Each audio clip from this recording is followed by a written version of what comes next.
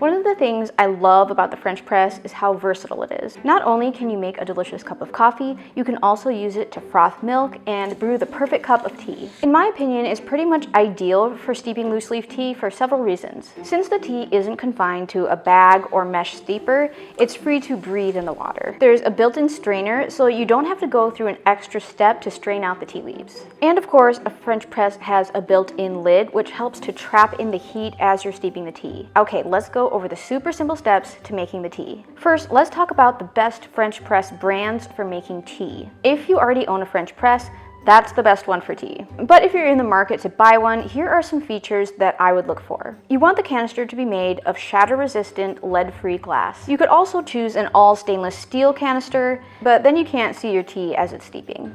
I also recommend looking for an all stainless steel plunger. Steering clear of plastic in the plunger helps to avoid strange flavors. You'll also want the strainer to be a very fine mesh. Some types of tea have really tiny particles, so you want a filter plate that's fine enough to strain that out. Again, I recommend going for all stainless steel instead of a nylon mesh strainer. I own a 12-ounce Bodum Cafetiera, I don't know if that's how you pronounce it, and a 34-ounce Bodum Chambord Classic. The 12-ounce is perfect for brewing 1 cup of tea. Okay, now let's get into the details of steeping. Begin by putting your water onto heat. You can either use an electric kettle or an over-the-stove kettle. Quick note, please use filtered water to avoid off flavors. Next, measure your loose leaf tea into the canister of the French press.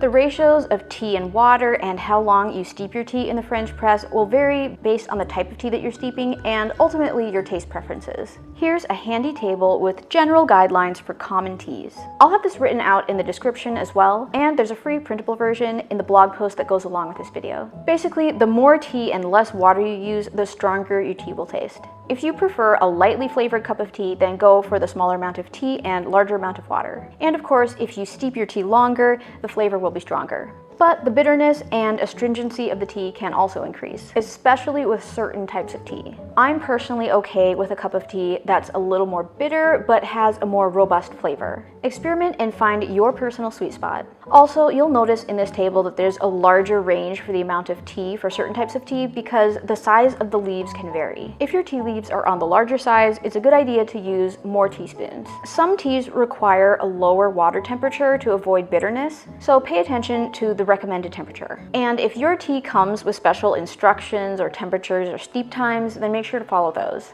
Alright, after measuring your tea into the canister of the French press, pour 6 to 8 ounces of hot water into the French press in a swirling motion. Place the lid of the French press on top of the canister and allow the tea to steep for the specified amount of time. Now, some teas, such as Pu-Ehr, require an initial quick rinse with hot water before steeping. Once your tea is done steeping, plunge the French press down. This pushes the tea leaves to the bottom of the French press canister, straining them out. Now adjust the French press lid so the straining slots are lined up with the spout. Pour the brewed tea into your favorite mug or teacup and enjoy.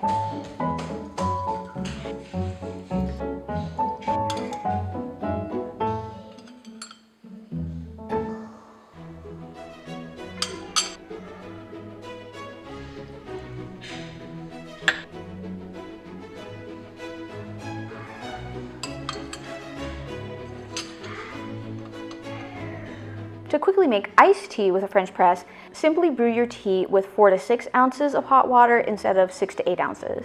Then pour the hot tea over plenty of ice and stir well. Now, you may have seen special tea presses marketed to avid tea drinkers. And perhaps you wondered, is there a difference between them and a regular French press? The short answer is not really. Now, there are some tea presses on the market that are a bit different than French presses. For example, the Bodum glass tea press is basically a regular teapot with a filter basket in the middle that you can plunge down to stop the brewing process. But as a general rule, they work the same as a French press, so there's no need to purchase a specialty tea press.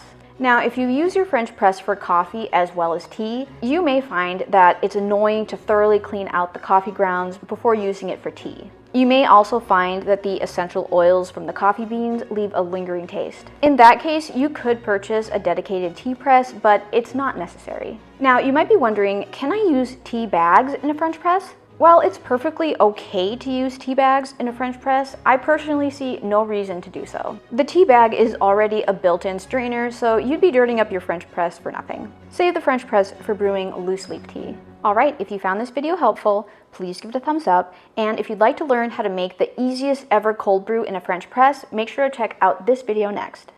Okie day. One of the things, Alright, if you found this video helpful, alright.